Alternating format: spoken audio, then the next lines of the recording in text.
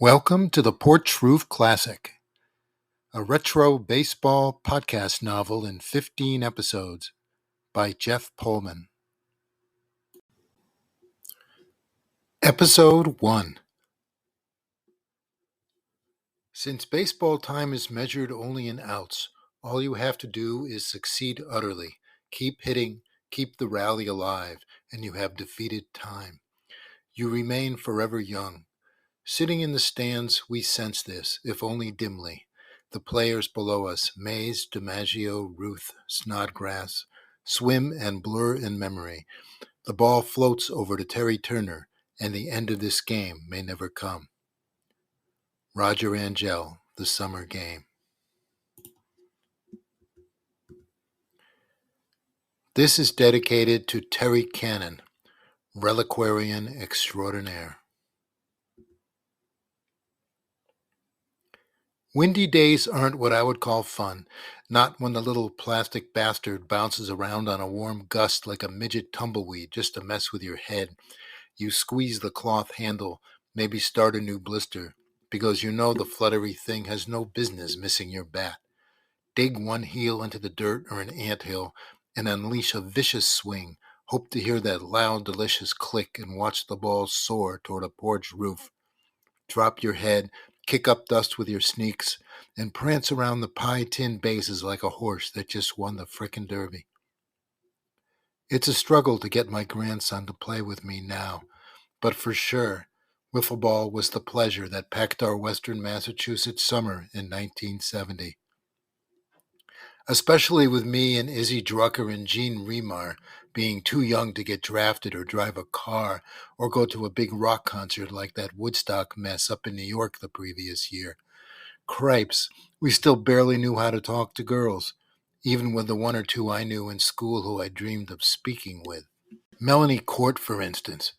Doubt I'd even said 6 words to her, but seeing those blue eyes, freckle nose, and short, wheat-colored hair every day in homeroom was like a visual cup of coffee years before I'd even drunk the stuff. There she was, 4 rows in front of us on the morning bus for that last day of Marsh Meadow Junior High, and wow, that bus!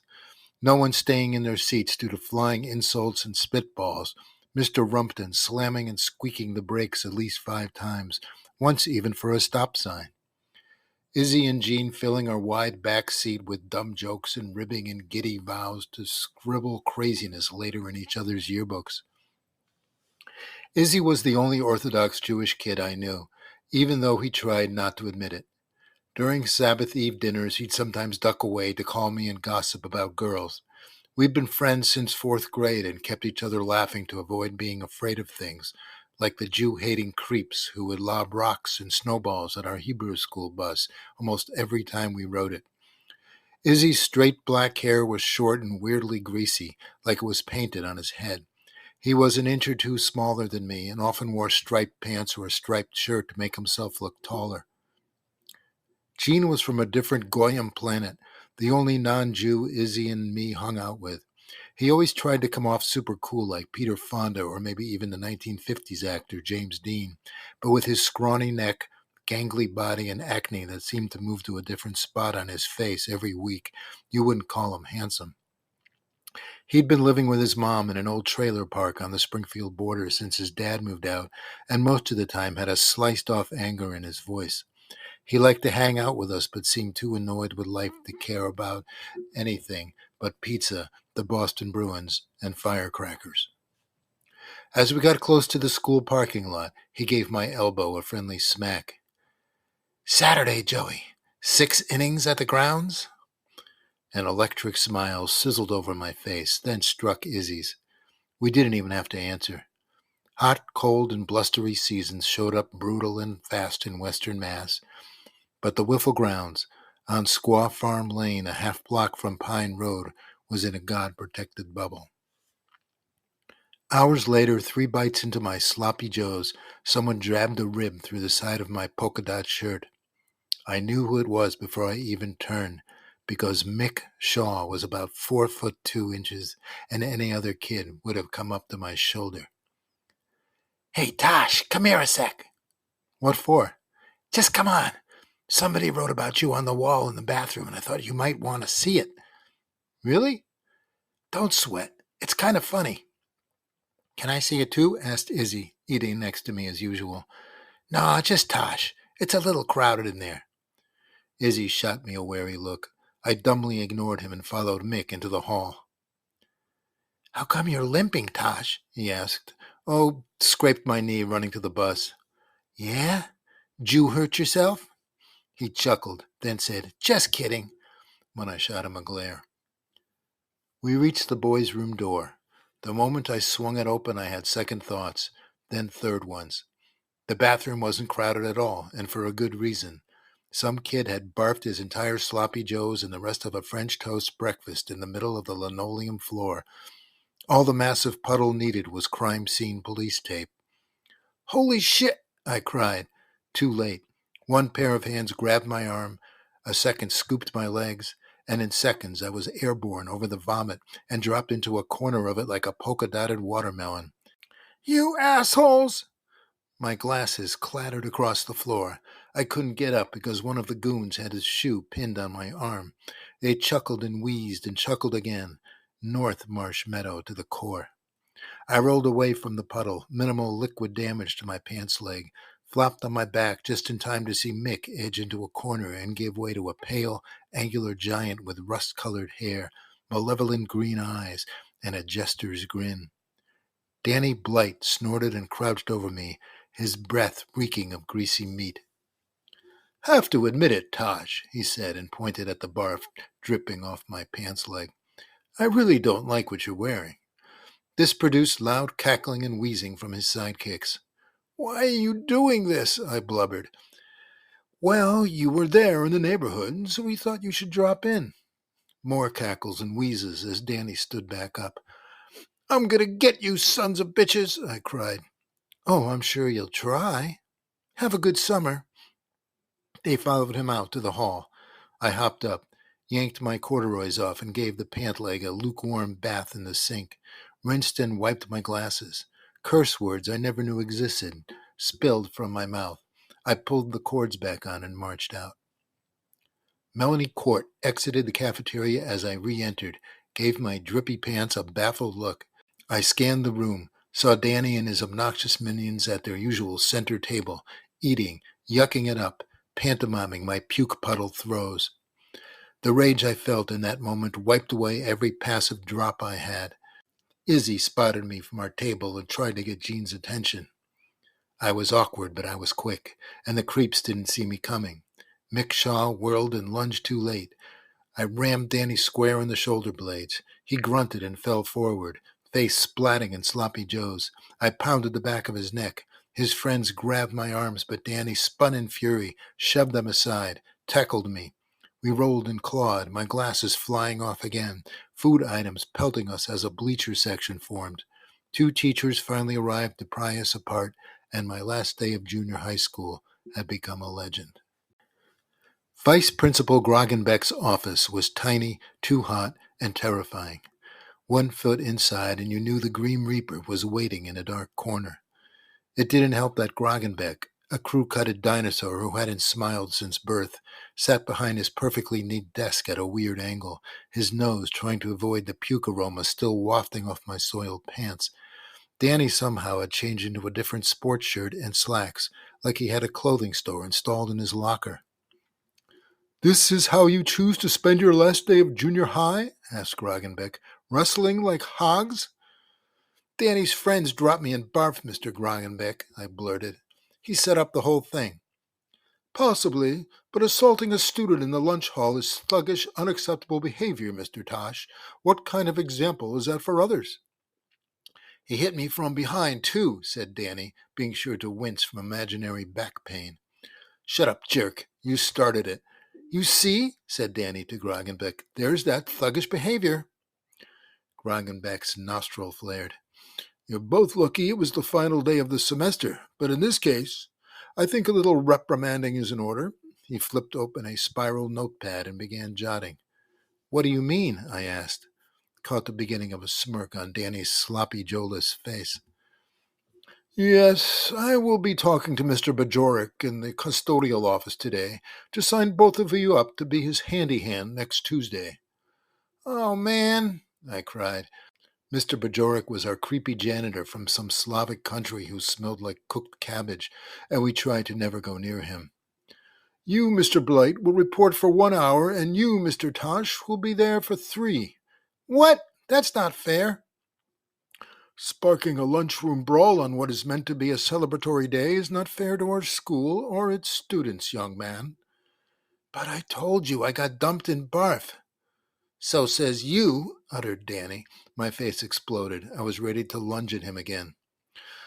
I'm afraid Mr. Blight has a point. There were no witnesses to this boys' room incident, so I believe the punishments are very fair. That's all.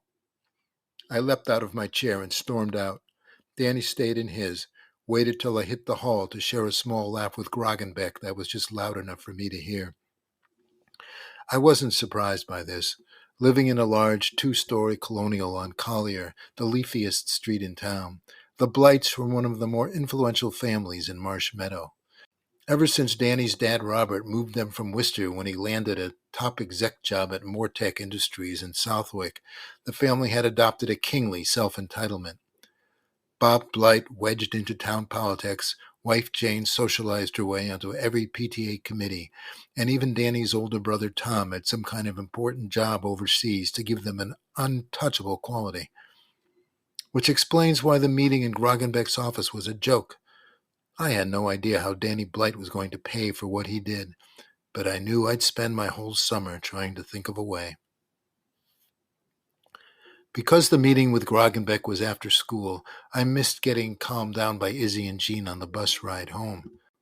It also meant Mom had to wheel our Catalina into the parking lot to fetch me at 4:30.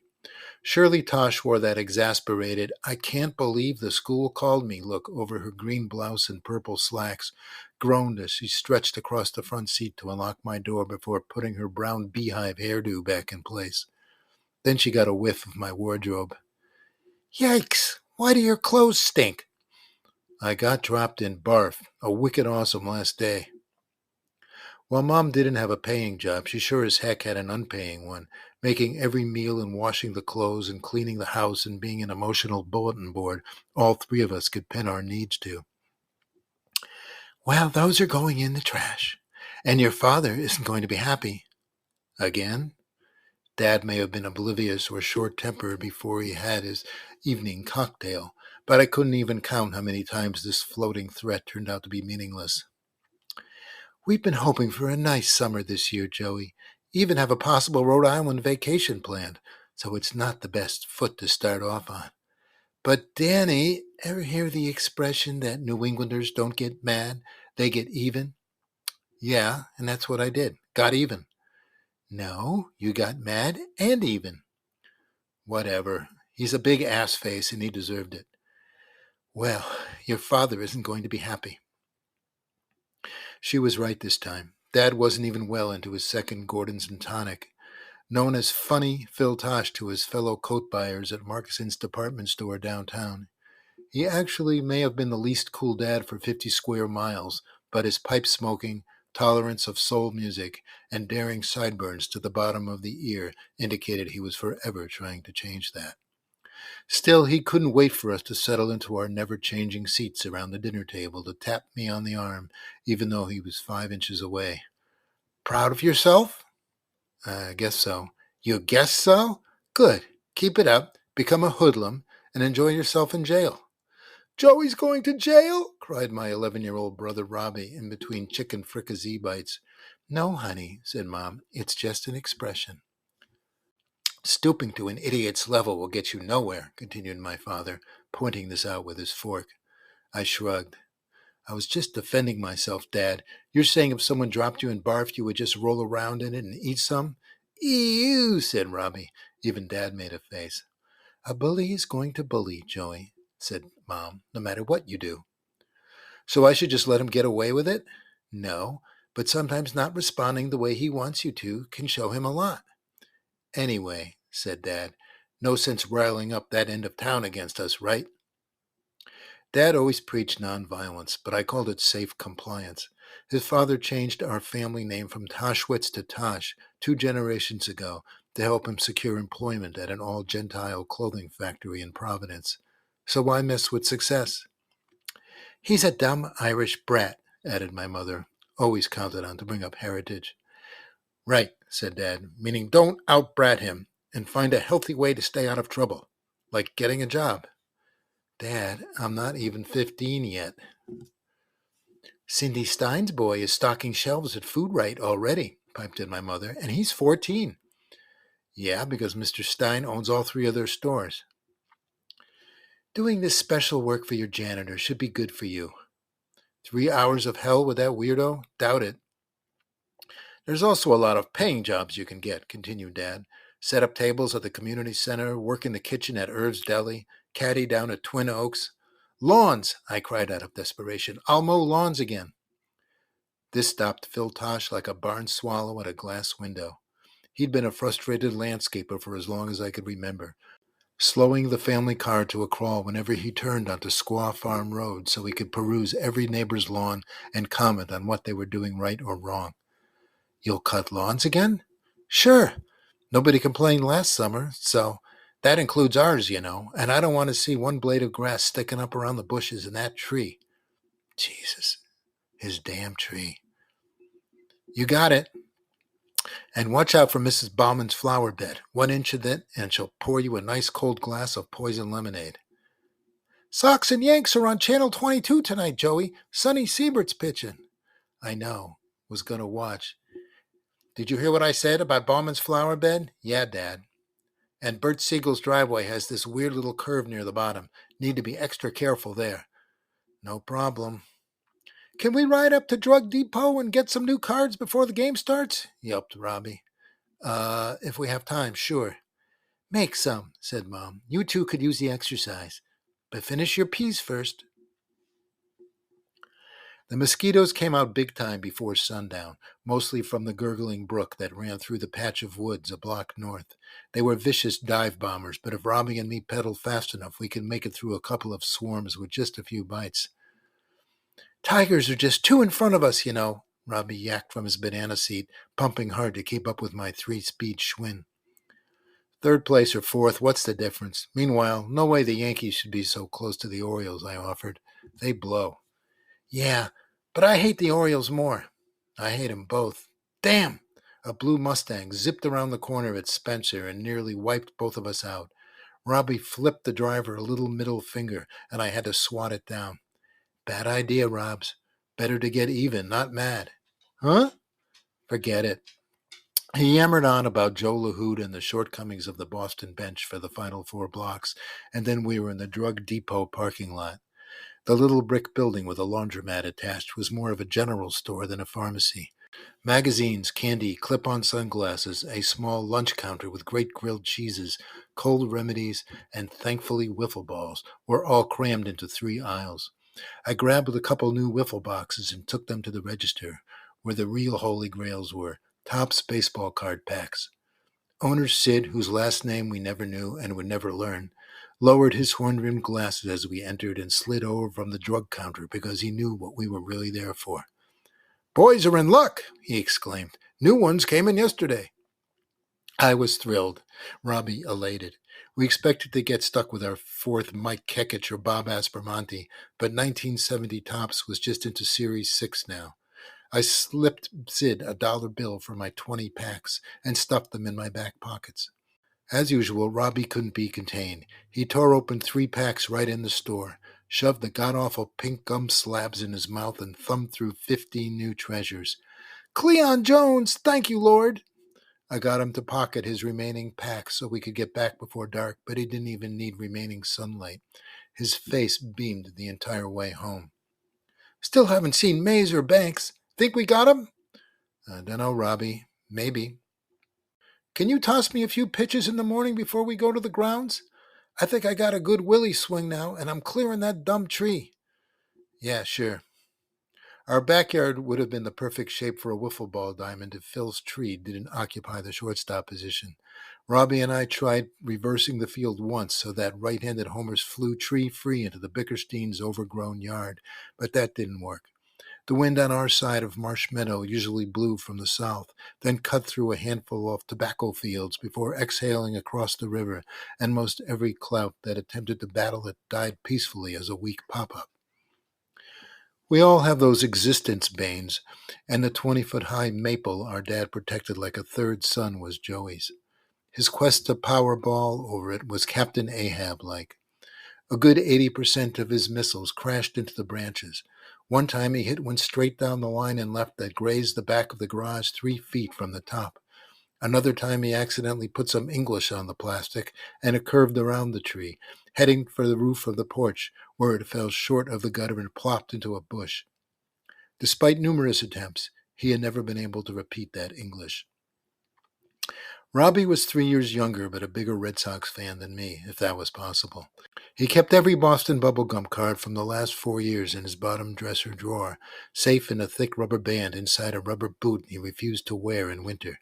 He spent every shred of toilet time sifting through minutiae on the back of each card, studying for a quiz he would never take.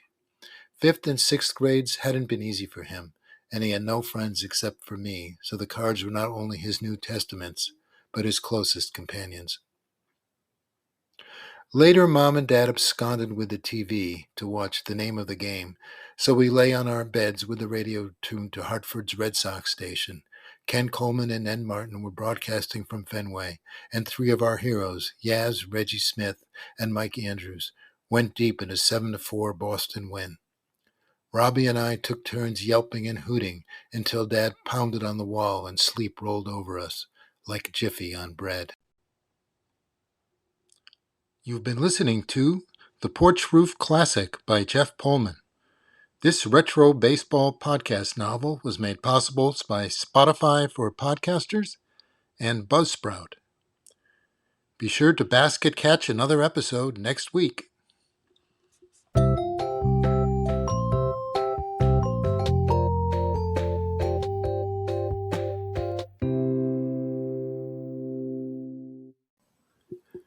Feel free to rate and review this podcast on whatever platform you're using. Also, if you'd like to make a small contribution, go to buymeacoffee.com/jpullman54v. Thanks.